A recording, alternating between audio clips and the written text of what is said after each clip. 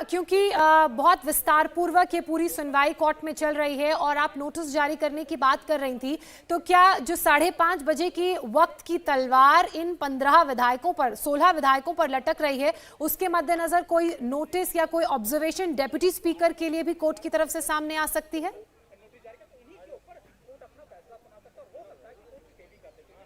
देखिए उसी को लेकर, क्योंकि ये जो 5:30 बजे का वक्त है, इसी को लेकर कोर्ट ने भी कहा कि आपके पास ज्यादा वक्त नहीं है और वही 5:30 बजे का जो टाइम है उस पर उतने बजे तक उनको जवाब देना है। इसीलिए वो चाहेंगे कि नोटिस तो चाहे इशू हो जाए, लेकिन उसके साथ साथ उनको कहीं ना कहीं पहले राहत मिल जाए, वो डिस्क्वालिफिकेशन के नोटिस पर एक एंट्री ऑर्डर आ जाए, कहीं ना कहीं उस पर स्टे लग जाए, ताकि उनको और वक्त मिल पाए। क्योंकि अगर वो वक्त निकल गया, अगर 5:30 बजे तक उनकी तरफ से जवाब नहीं दिया गया, तो उचित कार्रवाई डिप्टी स्पीकर की तरफ से भी की जा सकती है। इसी का डर अभी फिलहाल एकनाथ शिंदे के ग्रुप की तरफ से है, जिसको लेकर कल ही अर्जेंसी में कोर्ट का रुख किया गया। 2 याचिकाएं दायर की गई, एक याचिका भी नहीं बल्कि 2 याचिकाएं। दूसरी याचिका उन 15 विधायकों की तरफ से जिनके खिलाफ ये नोटिस इशू हुआ है, और वो फिलहाल इसीलिए उनकी तरफ से कल अर्जेंसी में कोर्ट का रुख किया गया, जिस पर अर्जेंट हियरिंग के लिए आज की मांग की गई थी। सुनवाई फिलहाल चल रही है और जो नीरज कौल है वो ये कह रहे हैं कि अभी असेंबली जो है वो सेशन में नहीं है, ये सही इस तरीके से, ये असंवैधानिक तरीके से यहाँ पर जो नोटिस है वो इशू किया गया। अगर असेंबली सेशन में नहीं है तो कैबिनेट जो है इट कैन रिकमेंड कन्वेन, और when the assembly convenes the proceedings can start. यानी कि जब अभी असेंबली सेशन में नहीं, जब असेंबली सेशन में होगी तभी तमाम जो प्रोसीजर है वो चल सकते हैं। लेकिन अभी फिलहाल क्या हो रहा है, बिना असेंबली के ही डिप्टी स्पीकर नोटिस इशू कर रहे हैं, उसी को लेकर लगातार कोर्ट में दलीलें रखी जा रही हैं। और ये भी कहा गया अब नीरज कौल की तरफ से कि जब असेंबली ही सेशन में नहीं है तो आखिर डिप्टी स्पीकर कैसे असेंबली सेशन में हुए बिना इस तरीके से विधायकों के खिलाफ नोटिस जारी कर सकते हैं। उस चीज को गलत कोर्ट में फिलहाल नीरज कौल की तरफ से बताया गया है। आशीष शेलार का एक जजमेंट है, उसका जिक्र उन्होंने कहा है, जिसमें कि सुप्रीम कोर्ट ने जो एमएलएस का सस्पेंशन था 1 साल का, उसको किस तरीके से सुप्रीम कोर्ट ने रिवोक किया था, सेट असाइड किया था। यानी कि जो सस्पेंशन विधायकों का 1 साल के लिए किया गया था आशीष शेलार के जजमेंट में, उसको किस तरीके से सुप्रीम कोर्ट ने रद्द किया था, उस चीज का भी कोर्ट में जिक्र किया गया। आशीष शेलार का जजमेंट और सुप्रीम कोर्ट की जो पावर है, जो आर्टिकल 32 है, उसमें किस तरीके से कोर्ट ने इंटरफेयर करते हुए एक जो विधायक थे उनके 1 साल के सस्पेंशन को सेट असाइड किया था। तो सारी जजमेंट्स पूरी तैयारी के साथ इस वक्त विधायकों के वकील कोर्ट में आए हैं कि किस तरीके से एक एक पक्ष को लीगली तरीके से कोर्ट में रखें, क्या क्या आर्टिकल में प्रावधान है इसको लेकर, किस तरीके से कौन कौन सा जजमेंट इनके मैटर को सपोर्ट कर रहा है, वो सारी चीजें कोर्ट में रख रहे हैं। अब तक 2 जजमेंट का जिक्र कर दिया, अरुणाचल प्रदेश के एक जजमेंट का जिक्र किया गया, उसके बाद आशीष शेलार के एक जजमेंट का जिक्र किया गया। उन्होंने कहा कि ये बहुत ही गलत तरीके से जल्दबाजी में किया गया है, undue heist in this matter, यानी कि बहुत गलत तरीके से इस मामले में जल्दबाजी की गई है। लेकिन ये दूसरी चीज है, जो पहली चीज है कि how can the speaker proceed with the matter, speaker कैसे इस मामले के साथ आगे प्रोसीड कर सकते हैं। जो नोटिस है for the removal of speaker must go first, यानी कि जो नोटिस जो डिप्टी स्पीकर की तरफ से जारी किया गया है, उससे पहले जो स्पीकर के पास, जो स्पीकर को नोटिस दिया गया था, पहले स्पीकर को हटाने का नोटिस, सबसे पहले उस पर बात होनी चाहिए। जबकि जो दूसरी चीज यानी कि जो एमएलएस का डिस्क्वालिफिकेशन है उस पर बात पहले हो रही है। तो वो यही सवाल उठा रहे हैं कि ये सारी चीजें बहुत ही गलत तरीके से जल्दबाजी में हो रही हैं, बिना किसी लीगल प्रोसीजर के हो रही है। गलत तरीके से डिप्टी स्पीकर ने डिस्क्वालिफिकेशन का नोटिस इशू किया, जबकि उससे पहले स्पीकर को हटाने को लेकर जो नो कॉन्फिडेंस मोशन है, सबसे पहले उस पर बात होनी चाहिए थी। ये सारी दलीलें फिलहाल कोर्ट में रखी जा रही हैं। आशीष शेलार के जजमेंट का जिक्र किया गया, इसके अलावा अरुणाचल प्रदेश के जजमेंट का जिक्र किया गया। तो पूरी तैयारी के साथ इस वक्त जो 15 विधायकों के वकील है वो कोर्ट में अपनी दलीलें रख रहे हैं कि आखिर किस तरीके से जो डिप्टी स्पीकर की तरफ से एक्शन लिया गया वो कैसे गलत बताया गया। ये भी कहा गया कि सेशन में नहीं है असेंबली, उसके बावजूद कैसे डिप्टी स्पीकर नोटिस जारी कर सकते हैं। असेंबली जब सेशन में आएगी, आप उसके बाद प्रोसीजर स्टार्ट करें, आप उसके बाद कोई एक्शन लें, उससे पहले ये एक्शन कैसे लिया जा सकता है। ये सवाल नीरज कौल की तरफ से यानी कि 15 विधायकों के वकील की तरफ से कोर्ट में उठाए जा रहे हैं। अच्छा गौनिका, एक बात और बताइए, इस पूरे मामले में जब डिप्टी स्पीकर की भूमिका को लेकर ही सवाल उठ रहे हैं, तो ऐसे में क्या उनके पक्ष को भी कोर्ट सुनना चाहेगा?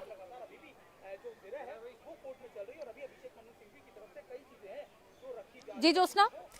डेप्यूटी स्पीकर की भूमिका को लेकर ही जब विपक्ष सवाल उठा रहा है, शिंदे गुट के जो विधायक हैं, उनके जो वकील हैं कॉल, वो सवाल उठा रहे हैं, तो ऐसे में कोर्ट क्या उनके डेप्यूटी स्पीकर के पक्ष को भी सुनना चाहेगा? देखिए बिल्कुल डिप्टी स्पीकर को भी इस मामले में रिस्पोंडेंट बनाया गया है। 7 लोगों को एकनाथ शिंदे की याचिका में पार्टी बनाया गया है, जिसमें कि उद्धव सरकार है, इसके अलावा केंद्र सरकार है, डीजीपी है महाराष्ट्र के, साथ ही साथ जो डिप्टी स्पीकर हैं अजय चौधरी हैं, सुनील प्रभु हैं, ये 7 को रिस्पोंडेंट इस मामले में बनाया गया। तो हर पक्ष को कोर्ट सुनेगा। अभी फिलहाल हम आपको बताएं कि अभिषेक मनु सिंघवी कोर्ट में पेश हुए हैं। कोर्ट ने यह पूछा कि अभिषेक मनु सिंघवी किसको रिप्रेजेंट कर रहे हैं, तो सॉलिसिटर जनरल ने कहा, सॉलिसिटर जनरल ने माफ कीजिएगा सवाल पूछा कि मुझे नहीं पता कि अभिषेक मनु सिंघवी किसकी तरफ से पेश हो रहे हैं। तो अब सिंघवी ने यह बताया कि रिस्पोंडेंट नंबर 4 और रिस्पोंडेंट नंबर 5 यानी कि अनिल चौधरी और सुनील प्रभु की तरफ से चीफ विप और इसके अलावा विधायक दल के नेता जिनको चुना गया है उनकी तरफ से वो कोर्ट में पेश हो रहे हैं। तो रिस्पोंडेंट नंबर 4 और 5 की तरफ से अभिषेक मनु सिंघवी कोर्ट में है, सुनील प्रभु और अनिल चौधरी को सिंघवी रिप्रेजेंट कर रहे हैं। सॉलिसिटर जनरल तुषार मेहता ने कहा कि I think deputy speaker is on caveat, let us hear him. उनका कहना था कि डेप्यूटी स्पीकर ने केविएट फाइल किया है, की तरफ से केविएट है, ऐसे पे पहले उनको सुना जाए। लेकिन सिंघवी ने कहा, थोड़ी सी दोनों के बीच में हल्की फुल्की बहसबाजी हुई। सिंघवी ने कहा कि मेरे दोस्त ये आप नहीं डिसाइड करेंगे कि कौन पहले किसको पहले सुना जाना चाहिए, ये कोर्ट डिसाइड करेगा, क्योंकि सॉलिसिटर जनरल ने कहा कि डेप्यूटी स्पीकर केविएट में है, यानी कि सवाल उन पर ही उठ रहे हैं, ऐसे में पहले उनको सुन लिया जाए। अभिषेक मनु सिंघवी क्योंकि उनकी तरफ से अपीयर हुए, तो सिंघवी ने कहा कि ये आप डिसाइड नहीं करेंगे मेरे दोस्त, ये कोर्ट डिसाइड करेगा कि पहले किसको सुना जाना चाहिए, पहले कौन शुरुआत करेगा। तो हल्की फुल्की जो है दोनों के बीच में इस तरीके की बातचीत हुई है। इसके अलावा राजीव धवन कोर्ट में पेश हुए हैं, जो डिप्टी स्पीकर की तरफ से हैं। उन्होंने कहा कि let my friend Singhvi argue, I will submit on the legal issues. तो डिप्टी स्पीकर को 2 लोग डिफेंड करने के लिए कोर्ट में पेश हुए हैं, जिसमें कि सीनियर एडवोकेट अभिषेक मनु सिंघवी और सीनियर एडवोकेट राजीव धवन, ये दोनों डिप्टी स्पीकर को कोर्ट में रिप्रेजेंट कर रहे हैं। लेकिन सबसे पहले सिंघवी अपनी दलीलें कोर्ट में रखेंगे, उसके बाद राजीव धवन ने कहा है कि लीगल इश्यूज पर वो दलीलें कोर्ट में रखेंगे। तो 2 वकील इस वक्त कोर्ट में मौजूद हैं, दोनों ही मंझे हुए वकील हैं, दोनों ही सीनियर एडवोकेट्स हैं। वो डिप्टी स्पीकर जिस पर सबसे ज्यादा सवाल उठ रहे हैं कि डिप्टी स्पीकर ने आखिर कैसे अपनी पावर्स का इस्तेमाल करते हुए क्यों नोटिस इशू किया, जबकि डिप्टी स्पीकर के खिलाफ पहले ही नो कॉन्फिडेंस मोशन पारित किया गया है। तो डिप्टी स्पीकर की भूमिका पर सबसे ज्यादा सवाल है और इसीलिए डिप्टी स्पीकर को फिलहाल 2 वकील कोर्ट में रिप्रेजेंट कर रहे हैं। सिंघवी ने यह सवाल उठाया है पिटिशनर्स पर कि leap frogging to the supreme court without approaching the high court, यानी कि मेंढक की तरह कूदकर आप हाई कोर्ट की बजाय सीधा सुप्रीम कोर्ट आ जाते हैं, आप हाई कोर्ट को अप्रोच नहीं करते हैं। पहले जब सुनवाई शुरू हुई तब जस्टिस कांत ने भी पूछा था कि आखिर आप हाई कोर्ट क्यों नहीं गए, लेकिन उस पर 226 आर्टिकल के तहत जो नीरज कौल है उन्होंने कहा था कि सुप्रीम कोर्ट के पास भी ये अधिकार है कि सुप्रीम कोर्ट भी इस मामले में इस तरीके की पिटीशन को एंटरटेन कर सकता है। लेकिन अभी सिंघवी ने भी जैसे ही अपनी दलीलें रखनी शुरू की, उन्होंने यही सवाल उठाया कि आप एक मेंढक की तरह कूदकर सीधा पहले हाईकोर्ट जाने के बजाय आप सीधा सुप्रीम कोर्ट आ जाते हैं। इसके अलावा कोई उनका कहने की कोई रीजन नहीं दिया गया कि आखिर वो सुप्रीम कोर्ट क्यों नहीं गए, यानी कि जो सवाल उठाया था जस्टिस कांत ने, वो सवाल अब अभिषेक मनु सिंघवी भी उठा रहे हैं। वो ये कह रहे हैं कि एक वैलिड रीजन नहीं दिया गया कि आखिर इस मामले में पिटिशनर्स की तरफ से पहले हाईकोर्ट को अप्रोच क्यों नहीं किया गया, सीधे आप सुप्रीम कोर्ट क्यों आए हैं। फिलहाल सिंघवी ने यह कहा है कि किसी भी ऐसे मामले में कोई भी ऐसा मामला नहीं है जिसमें कि जो राजस्थान हाईकोर्ट का जो 2020 का मामला था कि आप इस तरीके से हाईकोर्ट को बार करते हुए जो बाकी की जो कोर्ट है यानी कि सुप्रीम कोर्ट है वो क्या इंटरफेयर नहीं कर सकता है। ऐसे में कई मामले जो है वो स्पीकर के खिलाफ जो है वो पेंडिंग है। तो ऐसा कोई भी मामला नहीं है जिसमें कि हाईकोर्ट को बार करते हुए सीधा सुप्रीम कोर्ट का रुख किया जाए। इसके अलावा सिंघवी ने एक और कि होतो जजमेंट का जिक्र किया है, उसके कुछ पैराग्राफ्स को लेकर कह रहे हैं कि no action will lie before the court till the speaker decides finally, यानी कि जब तक स्पीकर डिसाइड नहीं करता है तब तक कोर्ट कोई एक्शन नहीं ले सकता है। कि हो तो जजमेंट है उसका एक जिक्र किया गया। तो लगातार अब लीगल फैक्ट्स जो है वो कोर्ट पे रखे जा रहे हैं। सभी वकील अपनी तैयारी के साथ आए हैं, हर वकील अलग अलग जजमेंट्स का जिक्र कर रहा है, जहां एक तरफ अरुणाचल प्रदेश और आशीष शेलार के जजमेंट का जिक्र नीरज कौल ने विधायकों के केस रखने में किया, वहीं क्यों आखिर हाईकोर्ट को छोड़ते हुए सीधा सुप्रीम कोर्ट का रुख किया गया, उसको लेकर यह कहा गया अभिषेक मनु सिंघवी की तरफ से कि जब तक स्पीकर डिसाइड ना करे तब तक कोर्ट इस पूरे मामले पर कोई एक्शन नहीं ले सकता है।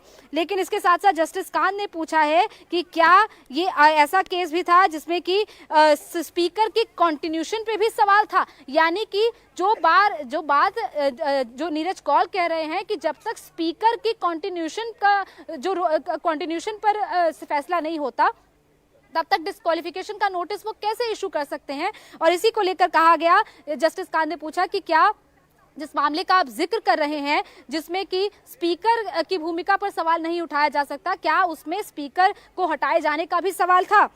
इसके अलावा सिंघवी ने उस बात से इनकार किया। उनका कहना था कि ऐसा नहीं था, जबकि नबम रेबिया के जजमेंट तक ऐसा नहीं था, लेकिन जब नबम का मामला आया तो कोर्ट ने इंटरफेयर किया with a final order. Nabam Rebia is consistent with Kihoto in holding that let speaker decide finally, यानी कि जो किहोतो जजमेंट था उसके बाद जब 2012 में नबम रेबिया का जजमेंट आया जिसमें यह कहा गया कि कोर्ट ने फाइनल ऑर्डर में इंटरफेयर किया था, पहले इंटरफेरेंस नहीं हुआ था।